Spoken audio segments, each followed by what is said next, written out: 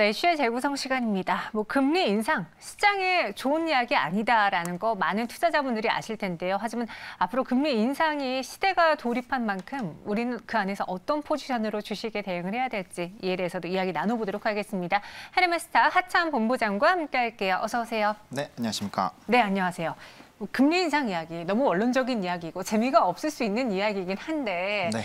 그래도 우리 안 그래도 시장이 좀 불안한 와중에 나타난 금리 인상이기 때문에 포트를 변경해야 될까?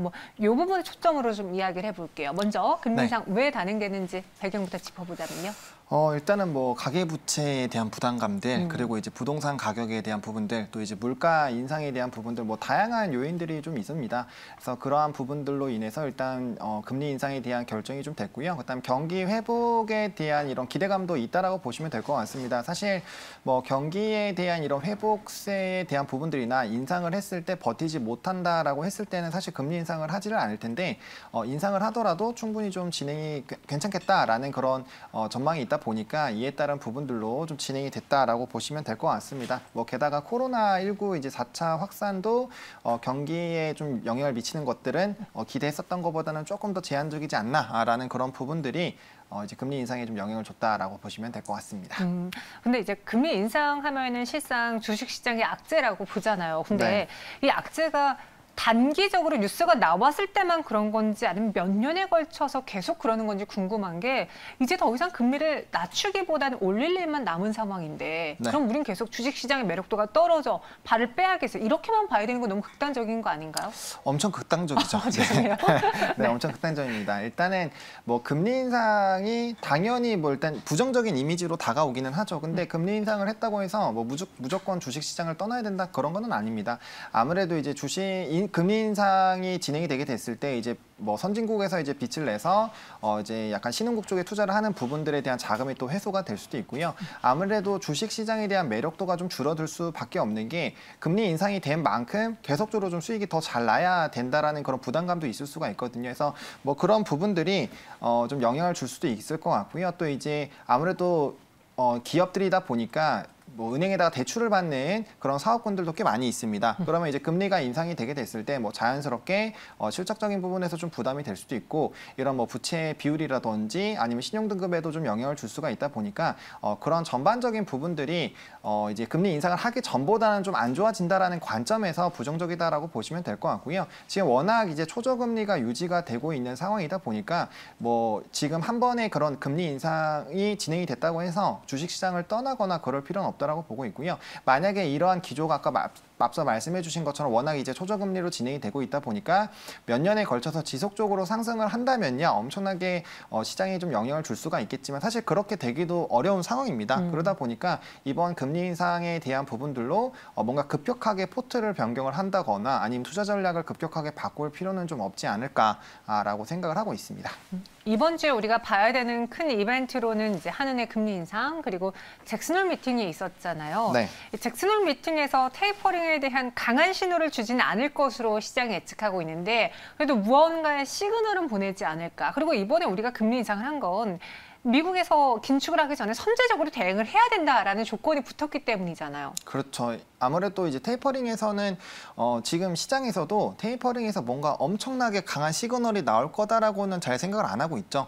근데 이제 일정한 언급이라도 좀 나오지 않을까라는 예상이 좀 들고 있는 상황이고 워낙 각국에서도 그렇고 이제 전망하는 그런 업체들에서도 한 11월 정도에는 테이퍼링에 대한 좀 가시화가 나오지 않을까라는 그런 이제 얘기들이 많이 나오고 있고 사실 이제 테이퍼링 관련된 리포트들 보시더라도 일단 11월, 12월쯤에는 어느 정도 가시화가 좀 되지 않을까라는 얘기들이 많이 있다 보니까 그에 따른 부분들이 좀 얘기가 나오고 있다라고 보실 필요가 있을 것 같고요.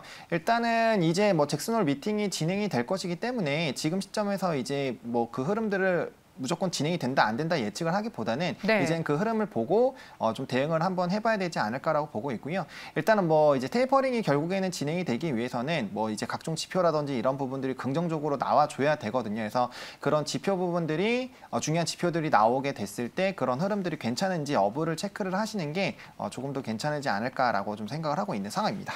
그럼 여기서 우리가 또 이걸 투자 관점으로 봤을 때 금리 인상 수혜 업종을 항상 같이 말씀드리잖아요. 그렇죠. 어떤 업종이 있는지 이제 뭐 공식처럼 다 아시겠지만 네. 정리하는 차원에서 그리고 우리 하창 본부장님은 정말 금리 인상에 대비해서 이런 수혜 업종 사셨어요? 안 샀습니다. 왜 안 샀어요? 일단은 뭐 오늘 장에서 보시면 아시겠지만 네. 제가 이제 마감에서도 한번 말씀드린 적이 있어요. 금리 인상에 대해서 신경을 쓰시면 이제 그런 수혜주들을 한번 관심 있게 보셔라라고 했지만 오늘 장에서 보시면 아시겠지만 뭐 엄청 급등이 나오는 건 아니거든요. 그렇죠. 그래서 충분히 만약에 그런 기조가 나오기 시작하면은 좀 따라갈 수가 있고 그다음에 이제 금리 인상이 또 될 거라고 예상을 하기는 했지만 또 안 될 수도 있는 부분들이 있었기 때문에 일단은 금리 인상에 대한 수혜주들을 받는 대표적인 종목군 들 같은 경우 이제 은행주랑 보험주가 좀 대표적으로 나오는데 사실 금리 인상이 나온다고 해서 엄청나게 급등이 막 바로 나오는 건 아니기 때문에 뭐 앞서 말씀드린 것처럼 이제 점진적으로 충분히 좀 대응이 가능하다라고 말씀을 드리겠고요. 일단 은행주 같은 경우는 당연히 이제 금리가 인상이 됐을 때 이제 대출에 대한 이런 마진이 늘어나게 되죠. 그래서 님이라고 하는 그런 용어가 있는데 그에 따른 부분에 이제 수익성이 좀 선호가 되는 그런 기대감이 있다라고 보실 필요가 있을 것 같고요. 뭐 보험주 같은 경우는 채권 투자를 좀 진행을 하다 보니까 이에 따른 좀 수익이 늘어나는 부분들 그리고 고금리 때 이제 계약을 했었던 부분들에서 이제 손해율이 좀 감소가 되는 그런 부분들이 좀 반영이 되기 때문에 이에 따른 뭐 대표적인 수혜를 받는 섹터다라고 보시면 될 것 같습니다. 그래서 일단 뭐 대표적으로 그런 쪽이 조금 이슈가 된다라고 좀 보시면 될 것 같습니다. 네. 이제 대표적으로 은행주 이야기를 해주셨는데 네. 제가 지금 채팅방에 여쭤봤어요. 혹시 여러분들 금리 인상 수혜주 사셨나요? 그랬더니 대부분이 안 사셨대요. 왜냐? 이유는 재미가 없다. 맞습니다. 그러니까 국내 은행주들은 유독 저평가고요. 네. 저도 만약에 금리 인상으로 인해서 은행주를 꼭 사야만 한다고 하면 전 차라리 해외 증시, 특히 미국 증시 안에 있는 은행주를 살 것 같아요. 저도 비슷한 생각입니다. 일단 뭐 말씀하신 것처럼 국내 이제 뭐 금융주, 은행주들 같은 경우 저평가되어 있는 종목이 너무 많아요. 왜 그럴까요? 일단은 뭐 말씀하신 게 맞습니다. 재미가 없다. 이게 네. 소위 말해서는 결국에는 수급이 붙지 않는다라는 거거든요. 수급이 붙지 않는다라는 거는 거래가 원활하게 진행이 되지 않는다라는 거고 결국에는 그 부분에 이제 자금을 넣게 됐을 때는 자금이 어떻게 보면 묶인다라고 보시면 될 것 같습니다. 특히나 지금 시장처럼 변동성이 좀 생기고 있고 이제 불장이 어떻게 보면 굉장히 좀 좋은 장이죠. 굉장히 좀 이제 급등이 나오는 종목군들도 많고 이런 테마가 풍부한 상황에서 굳이 금융주로까지 이렇게 수급이 좀 들어오긴 좀 어렵지 않을까라고 보고 있고요. 만약에 뭐 소액의 부분들에 따른 이제 단기적인 그런 상승을 노리신다라고 한다면야 크게 상관이 없지만 사실 또 큰 금액이 들어가기도 좀 어렵습니다. 왜냐면은 거래량이 뒷받침되지 않으면은 사실 큰 금액도 실기가 어렵기 때문에 아무래도 그러다 보니까 약간 이런 좀 금융주, 은행주라든지 이제 보험주 쪽은 조금은 기피하는 영향이 나타나지 않나라고 보고 있는 상황입니다. 네. 그리고 배당주라고도 하는데 미국 주식하고 비교해 봤을 때 배당도 그렇게 많이 주는 건 아닌 것 같아서 네. 저는 매력도가 좀 떨어진다고 보지만 그래도 우리가 또 해지 역할로 무언가를 좀 담고 있는 게 좋잖아요. 혹시 네. 하창 본부장님이라면은 그래 재미는 없지만 그래도 금리 인상에 따라서 시장이 지지부진할 때 해지 역할을 할 수 있는 오히려 손실이 안 날 수 있는 종목이라면 난 사겠어. 어떤 종목을 과감하게 사시겠어요?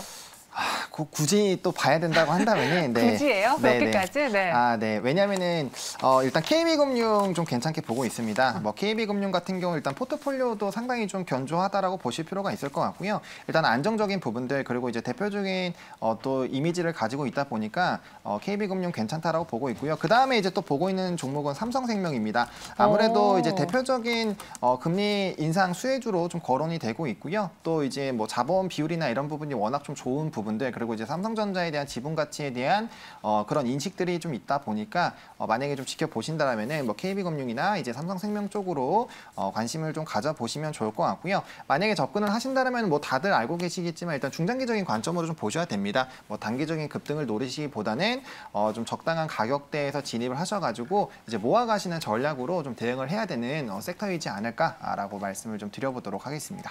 저희 딸기공님이요. 그러면은 카카오뱅크 사는 건 어때요? 라고 문의해 주셨는데 이게 카카오뱅크가 네. 전통적인 은행주 뭔가 금리 인상 수혜주로 봐도 되는 건지 좀 궁금해서요.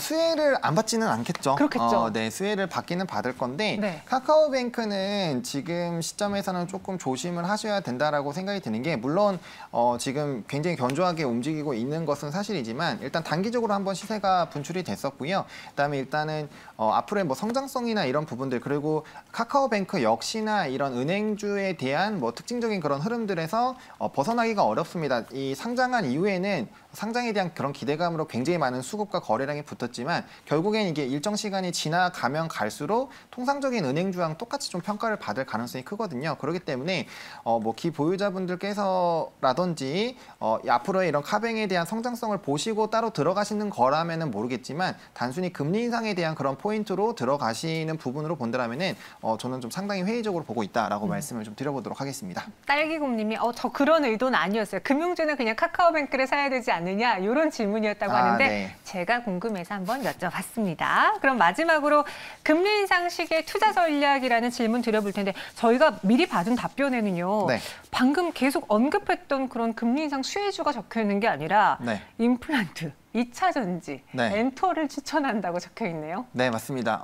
제가 이제 뭐 많이 말씀드렸던 임플란트 같은 경우 왜 네. 말씀 그렇게 드리냐면은 사실 시장이 굉장히 변동성이 나옴에도 불구하고 산업에 대한 성장성이 워낙 강하게 나타나다 보니까 굉장히 견조하게 상승 흐름을 유지하고 있는 섹터들이 있습니다. 뭐 앞서 말씀해 주신 것처럼 이제 임플란트 섹터가 굉장히 그런 부분에서 강한 모습을 보여주고 있고요. 또 2차 전지 같은 경우도 앞으로 친환경적인 그런 부분들 그리고 이제 자동차에 대한 전환기들이 오고 있다 보니까 앞으로 이런 성장성이 상당히 좀 기대가 되고 있는 부분이죠. 뭐 엔터사 같은 경우는 이제 하반기에 주요 아티스트들이 좀 활동을 할 것으로 기대가 되고 있고 뭐 음반 시장이라든지 음원 그리고 플랫폼 시장으로 계속적으로 확대가 되고 있기 때문에 그런 IP를 활용한다면은 충분히 추가적인 수익이 굉장히 좀 많이 나올 수 있는 상황이거든요. 그러다 보니까 단순히 이런 금리 인상에 대한 단기적인 부분을 보시기보다는 산업적인 부분들이 계속적으로 성장하는 부분 쪽으로 관심을 가지시고 그쪽에 대한 이 투자 포인트를 좀 잡아가시는 게 맞지 않을까라고 보고 있고요. 만약에 좀 단기적인 트레이딩이 가능하신 분들 같은 경우는 일단 현금성 자산 부분을 좀 늘려놓는 게 좋을 것 같습니다. 이제 단기 투자에 대한 비중을 좀 늘려놓는 방향으로 접근을 하시면 이런 뭐 금리 인상이라든지 시장의 변동성이 나오게 됐을 때 충분히 대응이 가능하기 때문에 그러한 투자 전략을 좀 세우시면 좋을 것 같고요. 만약에 현재 바로 이제 포트를 변경하기 좀 어려우신 분들이 있습니다. 단기적으로 지수에 좀 눌림 현상이 있었기 때문에 이제 좀 물리고 발목이 잡혀 계신 분들이 꽤 있으실 텐데 뭐 무리하게 바꾸실 필요는 전 없다라고 봅니다. 그래서 순환 매매름들이 충분히 나올 수 있기 때문에 이제 차근차근 포트를 좀 변경하시는 방향으로 접근을 해보시면 좋겠다라고 말씀을 드려보도록 하겠습니다. 네, 금리 인상이라는 이슈 하나만 가지고 포트를 순식간에 이제 금리 인상 수혜주로 바꿀 필요는 없다. 오히려 산업 성장성 유지 섹터에 관심이 더 필요해 보인다. 매력으로 따졌을 때 그렇게 의견 주셨고요. 임플란트와 2차 전지, 엔터 등의 종목들을 추천해 주셨습니다. 그럼 저희는 여기서 마무리해 볼게요. 오늘 말씀 고맙습니다. 네, 감사합니다.